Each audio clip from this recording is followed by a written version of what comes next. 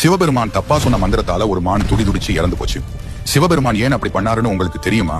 ஒரு அடர்ந்த காட்டில் தீவிர சிவபக்தரான முனிவர் ஒருவர் வாழ்ந்து கொண்டிருந்தார். அவர் எப்போதும் ஓம் நம சிவாய எனும் மந்திரத்தை உச்சரித்துக் கொண்டே இருப்பார்.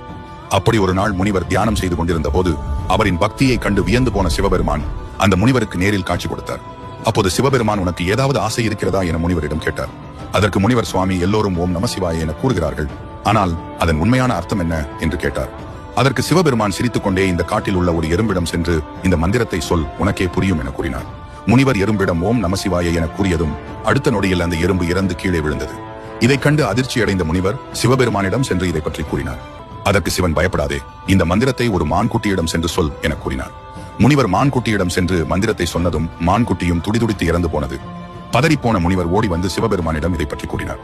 அதற்கு சிவபெருமான், பதற்றம் வேண்டாம், புதிதாக பிறந்த ஒரு குழந்தையிடம் சென்று இந்த மந்திரத்தை சொல் என கூறினார்.